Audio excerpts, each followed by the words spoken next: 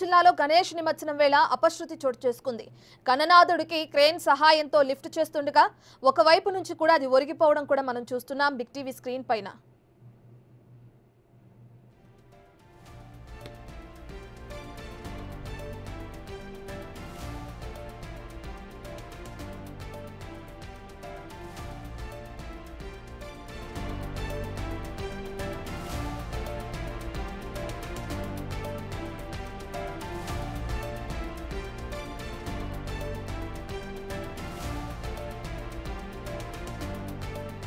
సంబంధించిన పూర్తి డీటెయిల్స్ మా ప్రతినిధి రమేష్ అందిస్తారు.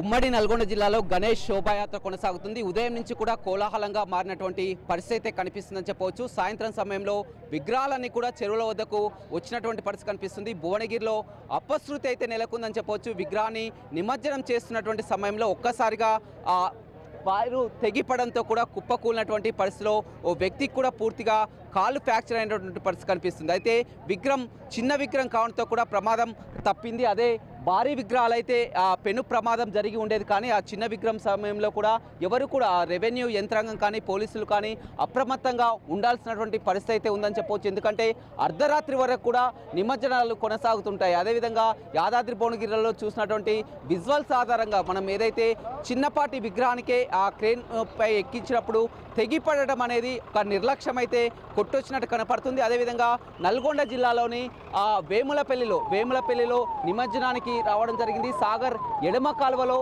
తండ్రి కొడుకులు ఇద్దరు కూడా గల్లంతైనటువంటి పరిస్థితి కనిపించింది. ఆ సమయంలో గజ ఈతగాళ్ళు అక్కడ ఉన్నప్పటికీ కూడా గజ ఈతగాళ్ళు కూడా ఎవరు అంత నిర్లక్ష్యం వహించినటువంటి పరిస్థితి అయితే కనిపించింది. ముందు నుంచి ఒక కోఆర్డినేషన్ రెవెన్యూ యంత్రాంగానికి పోలీసు యంత్రాంగానికి అవసరం అనే చెప్పవచ్చు. ఎందుకంటే 9 రోజుల పాటు ఎంతో ఘనంగా గణేష్ నవరాత్రి ఉత్సవాలు అయితే కొనసాగాయి. నిమజ్జనం అనేది ఒక పెద్ద టాస్క్ అని చెప్పవచ్చు.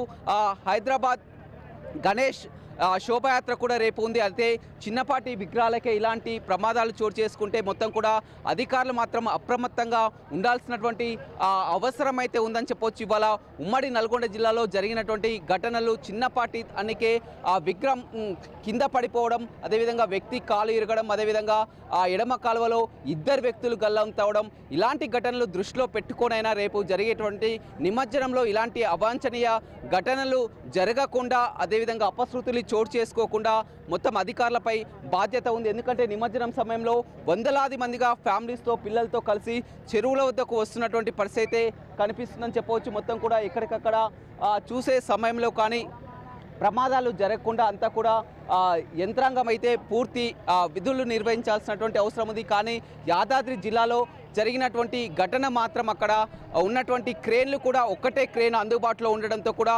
వచ్చినటువంటి విగ్రహాలన్నీ కూడా వారు వరుస క్రమంలో ఉండి ఆ క్రమంలో కూడా తాడును కూడా సరైనగా కట్టకపోవడం పట్లనే కూడా అధికారుల నిర్లక్ష్యంతో కూడా అక్కడ ప్రమాదం అయితే చోటు జరిగిందని చెప్పవచ్చు. ఏదేమైనప్పటికీ కూడా ఉమ్మడి నల్గొండ జిల్లాలో ఉదయం నుంచి ఒక కోలాహల వాతావరణంలో కొనసాగుతున్నాయి. చిన్న చిన్న ఘటనల నడుమ కానీ మొత్తం అర్ధరాత్రి వరకు కూడా నిమజ్జనం అయితే కొనసాగే అవకాశం అయితే కనపడుతుంది. రవితో రమేష్, బిగ్ టీవీ, నల్గొండ.